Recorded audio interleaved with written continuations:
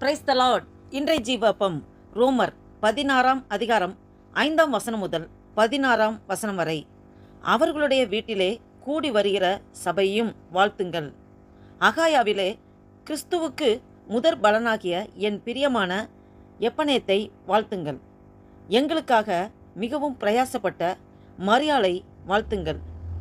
அப்போஸ்தலருக்குள் பெயர் பெற்றவர்களும் எனக்கு முந்தி கிறிஸ்துவுக்குள்ளானவர்களும் என் இனத்தாரும் என்னுடனே கூட காவலில் கட்டுண்டவர்களுமாயிருக்கிற அன்ட்ரோனிக்கையும் யூனியாவையும் வாழ்த்துங்கள். கர்த்தருக்குள் எனக்கு பிரியமான அம்பிலியாவை வாழ்த்துங்கள். கிறிஸ்துவுக்குள் நம்மோடே உடன் வேலையாளாகிய உர்பானையும் என் பிரியமான ஸ்தாகிக்கையும் வாழ்த்துங்கள்.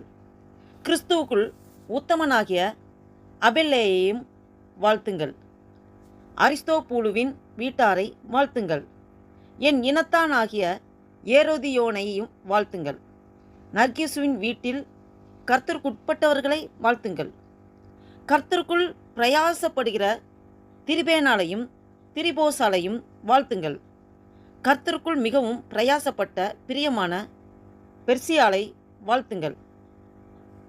கர்த்தருக்குள் தெரிந்து கொள்ளப்பட்ட ரூபையும் எனக்கும் தாயாகிய அவனுடைய தாயையும் வாழ்த்துங்கள். அசிங்கிரத்துவையும் பெலேகோனையும் எர்மாவையும் பத்திரோபாவையும் எர்மேயையும் அவர்களோடு இருக்கிற சகோதரரையும் வாழ்த்துங்கள். பிலோலோகையும் யூலியாலையும் நேரையையும் அவனுடைய சகோதரியும் ஒலிம்பாவையும் அவர்களோடு இருக்கிற பரிசுத்தவான்கள் எல்லாரையும் வாழ்த்துங்கள்.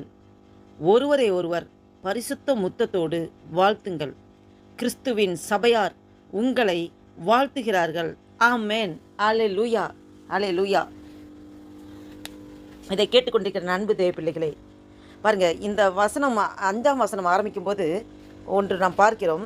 அவர்களுடைய வீட்டிலே கூடி வருகிற சபையையும் வாழ்த்துங்கள் என்று சொல்லப்பட்டிருக்கிறது. யாருடைய வீட்டிலே என்றால், அந்த நம்ம நேற்றைய தினத்தில் கூட தியானித்தோம், ஆக்கிலா பிரிஸ்கில்லா அவங்க தான். அவங்க கணவன் மனைவியாக இருக்காங்க. அவங்க 2 பேருமே கணவன் மனைவியாக ஆண்டவர் ஊழியத்தை செய்து கொண்டிருக்காங்க.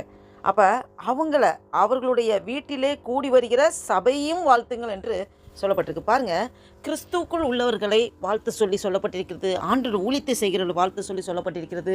இன்னும் பவுலின் ஊழியத்துக்காக சப்போர்ட் பண்ணவங்க, உதவி செய்தவர்கள் எல்லாருமே ஒரு உறுதுணையாக இருந்தவங்க எல்லாரையும் வாழ்த்து சொல்லி சொல்கிறாரு. இன்னும் சொல்லப்போனால் பரிசுத்த முத்தத்தோடே அவங்க ஒருவரை ஒருவர் பரிசுத்த முத்தத்தோடு வாழ்த்துங்கள், கிறிஸ்துவின் சபையார் உங்களை வாழ்த்துகிறார்கள் என்று சொல்லி வாழ்த்துதலை பார்க்கிறோம். இதிலிருந்து நாம் என்ன கற்றுக்கொள்கிறோம்? என்ன ஆவியானவர் நம்மளோடு சொல்ல இருக்கிறார் பார்த்தா, நாம் மற்றவர்களை முழு மனதோடு முழு இருதயத்தோடு அவர்களை வாழ்த்த வேண்டும். அதை தான் ஆண்டவர் உங்களண்டலும் என்னண்டலும் எதிர்பார்க்கிறார். நம்மளோட அநேகர் கிறிஸ்துவுக்கு உட்பட்டவர்கள் இருக்கிறார்கள். கிறிஸ்துவுக்குள் எல்லாம் ஒரு ஐக்கியத்தில், ஒரு கிறிஸ்துவின் ஐக்கியத்தில் நாம் இணைக்கப்பட்டிருக்கிறோம்.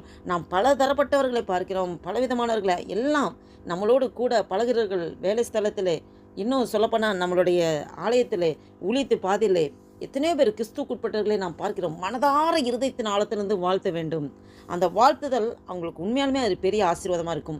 ஒரு வீட்டுக்குள் நுழையும் போது அந்த வீட்டை வாழ்த்துங்கள் என்று தான் சொல்கிறார். அப்போ ஒரு வீட்டுக்குள் நுழையும் போது அந்த வீட்டை மனதார நாம் வாழ்த்த வேண்டும். வாழ்த்துதல் மிகவும் முக்கியமான ஒன்று.